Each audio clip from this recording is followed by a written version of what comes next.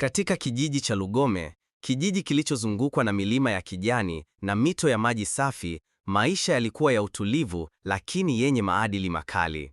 Watu walishikilia sana mila na mapenzi kwa vijana yalihesabiwa kama kitu cha aibu, hasa kama hayakuungwa mkono na familia.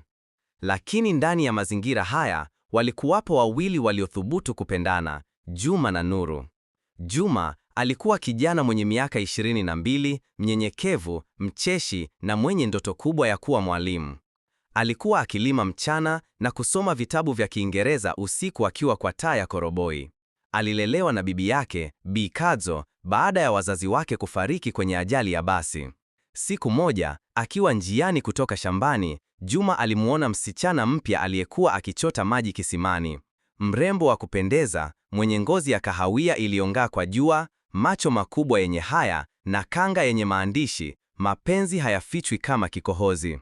Walitazamana kwa sekunde kadhaa. Nuru aliinamisha kichwa kwa aibu, lakini moyo wa Juma tayari ulikuwa umekamatwa. Mtini mkubwa uliokuwa kando kando ya mto Lwamkuna ulikuwa sehemu yao ya kupumzika mchana. Kwa Juma na Nuru ukawa sehemu yao ya kukutana, kuzungumza, kucheka na kubadilishana ndoto. Hapo ndipo Juma alipogundua kuwa Nuru si wa kawaida. Alikuwa binti wa mzee wa kijiji, Bwana Sefu, mtu mkali na mwenye misimamo ya kizamani. Ukimgusa binti yangu bila mahari, utapotea kama upepo, watu walinukuu maneno ya Bwana Sefu. Lakini Juma na Nuru walizidi kupendana kwa siri. Walikumbatiana kwa macho, walituma ujumbe kwa maua na mistari ya shairi walioandika kwenye vijikaratasi.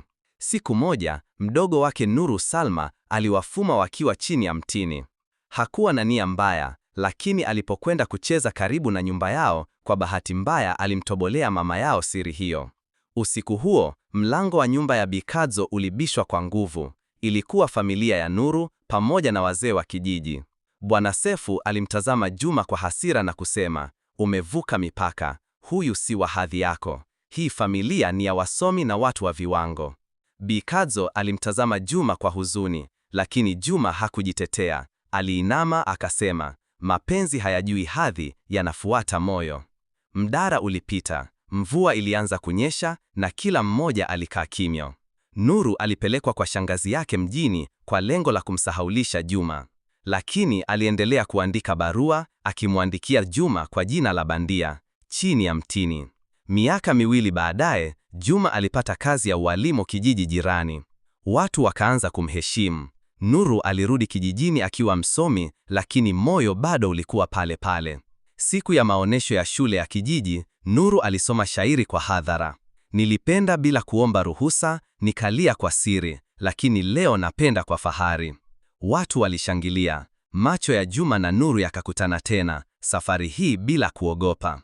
Mzee Sefu alisimama taratibu na kwa mara ya kwanza alitabasamu. Wamevumilia, wamekomaa, sasa ni wakati wa kupanda mti wao wenyewe.